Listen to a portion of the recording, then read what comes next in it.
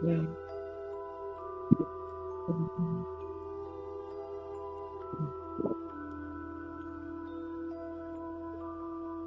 ओम शांति।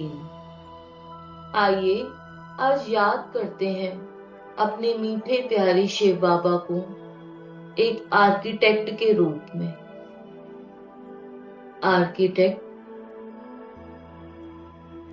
वो होता है जो हमें नए मकान की रचना करके देता है। शिव बाबा इस पूरी दुनिया के सबसे बड़े आर्किटेक्ट हैं, सबसे बड़े विश्वकर्मा, जो हमें नए विश्व की रचना करके देते हैं।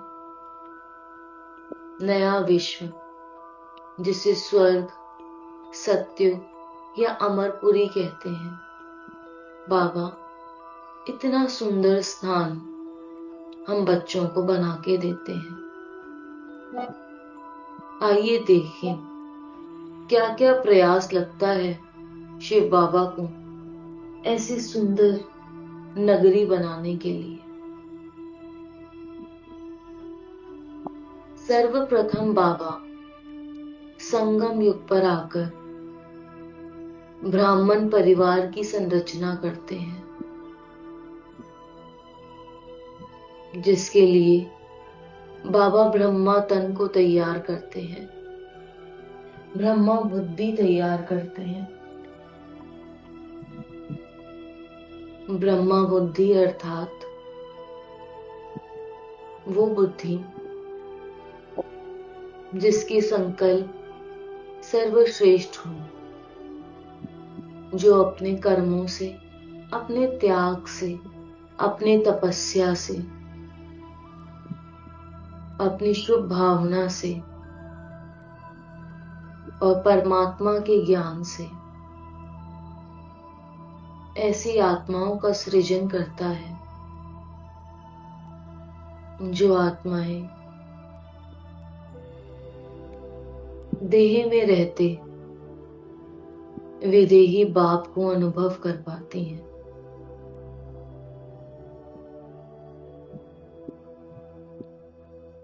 शिव बाबा ज्ञान के रूप में पिलर्स खड़े करते हैं, स्तंभ खड़े करते हैं। एक पिलर सत्युग का, एक पिलर माया रावण का, एक पिलर सूक्ष्म वतन और एक पिलर परम धाम। ये पूरा ज्ञान इन स्तंभों पे खड़ा है और बीच में हम आत्माएं, ब्राह्मण आत्माएं राजयोग की कुर्सी पे बैठी हैं।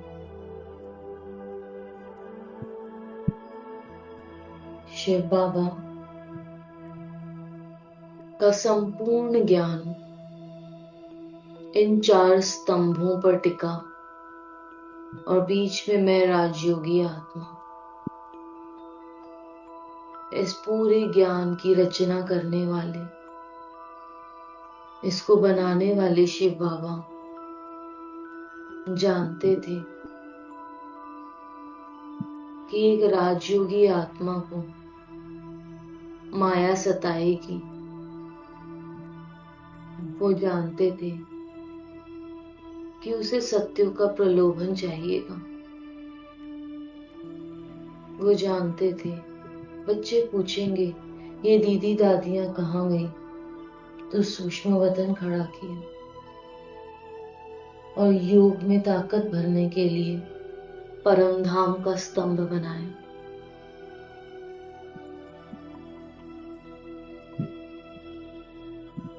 ऐसा बड़ा शिल्पी है, शिल्पकार है,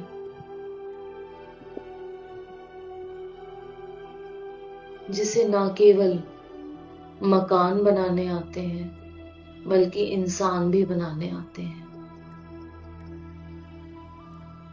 राजयोगी ब्राह्मण आत्माएं ऐसी आत्माएं बनाई शिव बाबा ने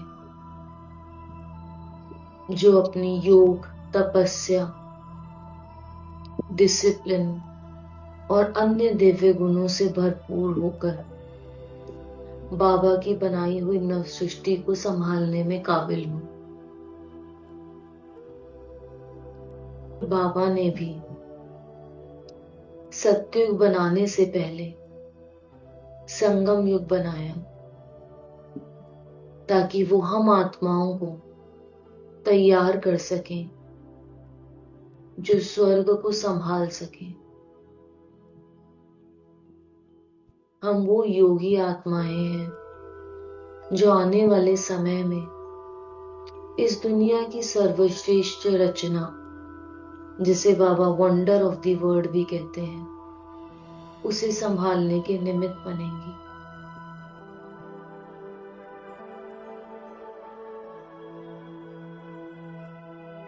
इस समय संगम युग पर बाबा हर वर्ग के लोग तैयार कर रहे हैं।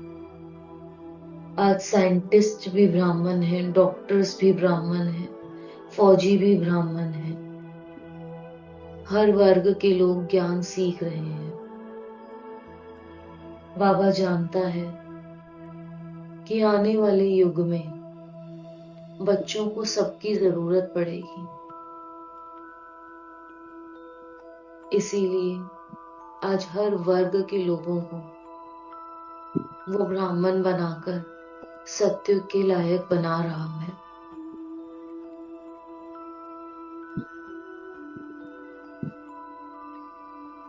बढ़ते हैं, देखते हैं शिव बाबा स्वर्ग की रचना कैसे करते हैं। एक कुशल आर्किटेक्ट की भांति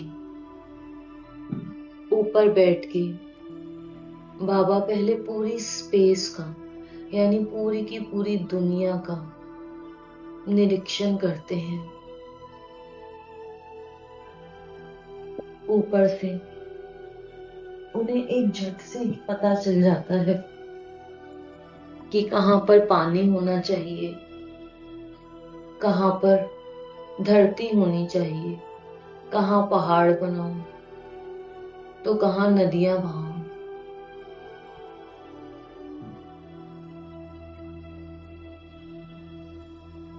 बाबा अपने बच्चों की जरूरतों के मुताबिक भारत अविनाशी खंड का निर्माण करते हैं। एक ऐसा खंड जो मीठी नदियों के आसपास बना होगा। दूर दूर के खंड जैसे अमेरिका, जापान आदि। बाबा हम बच्चों के घूमने के स्थान बनाते हैं। वे बाबा ऊपर बैठे एक ऐसी प्रकृति बनाते हैं जो कि सदा सदा फलदायी रहेगी। ऐसा मौसम बनाते हैं जो हमेशा सदा बहार रहेगा।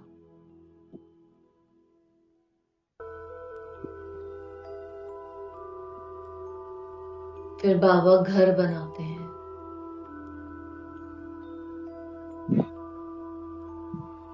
जैसे एक कुशल आर्किटेक्ट पहले नक्शा बनाता है, नक्शा बनाने के बाद सामान लाता है और सामान लाने के बाद लेबर लगाता है, वैसे ही शिव बाबा पहले पूरे विश्व का नक्शा बनाते हैं जिसमें भारत अविनाशी खंड के रूप में चमकता है।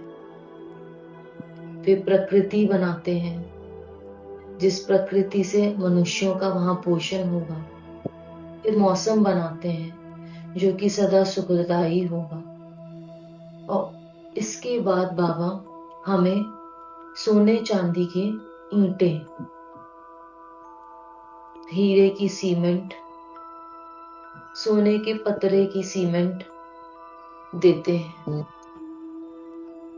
बाबा जानते थे बच्चों को जरूरत होगी, इसीलिए विनाश में पृथ्वी का उथल पथल करके सारी खानियों से सारा सोना चांदी एवं अन्य प्रेशियस मेटल्स को वो बाहर निकालकर पहले ही सब तरफ बिछा देते हैं। सत्य की लेबर, वो लेबर भी हम ही में से होगी। आज जो आर्किटेक्ट्स, दुनियावी आर्किटेक्ट्स ज्ञान उठा रहे हैं, जो लेबर्स ज्ञान उठा रही हैं, वही आने वाले सत्युग में इस नव निर्माण के कार्य में देवताओं के सहयोगी रहेंगी। सत्य की लेबर्स बहुत ही तीव्रता से सोने चांदी हीरे मोती के महल खड़े कर देंगे। ऐसे महल जो सूर्य की रोशनी से अपने आप ही चमक उठेंगे, जहां चांद की रोशनी सारे दीपकों को जला देगी, जहां हवा पानी हर घर में पर्याप्त होगा। कोई भी घर सूर्य की रोशनी से वंचित नहीं रहेगा।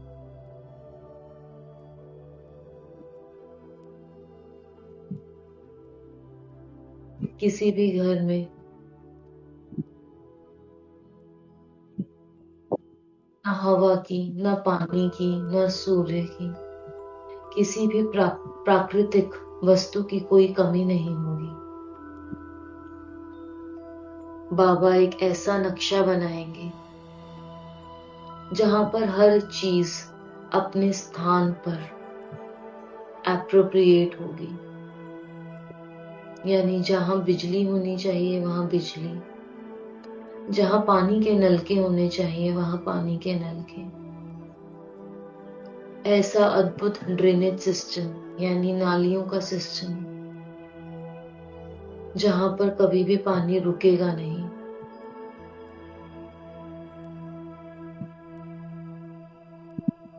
अत्यधिक सुंदर प्रकृति, ऐसे महल जहां पे कभी कोई टूट फूट नहीं होगी, जहां पे कभी भी रिपेयर के लिए मिस्त्रियों को नहीं बुलाना पड़ेगा। शिव बाबा ऐसे सुंदर स्थान कंस्ट्रक्ट करते हैं, बनाते हैं हमारे लिए। एक कुशल आर्किटेक्ट की तरह वो ऐसा सिस्टम बना के देता है, ऐसे नक्शे बना के देता है कि रहने वाले उसमें सदा सुख की अनुभूति करें। रहने वालों के दिल से हमेशा उस मकान बनाने वाले के लिए दुआएं ही दुआएं निकले।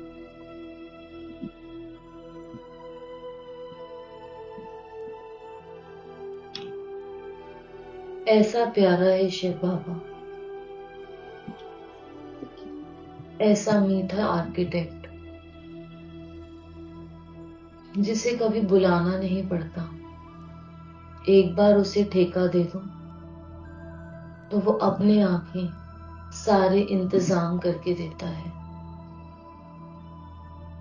फ्रॉम स्टार्ट टू फिनिश, शुरू से अंत तक वो पूरी जिम्मेवारी उठाता है।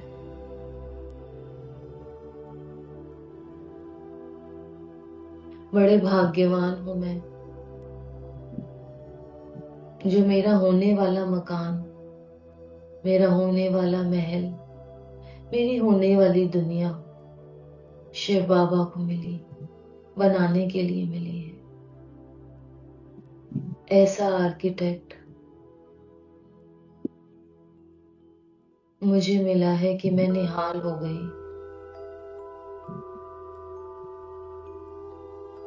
दुनिया में भी कहते हैं जब अच्छा ठेकेदार मिला हो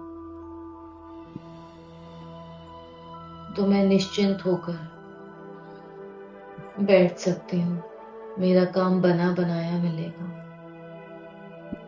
जिसे शिव जैसा ठेकेदार मिला हो उसे क्या चिंता, हमारा मकान हमें बना बनाया, ऊंच से ऊंच, सुंदर से सुंदर कंफर्टेबल से कंफर्टेबल मिले। शुक्रिया मेरे बाबा, शुक्रिया। ओम शांति।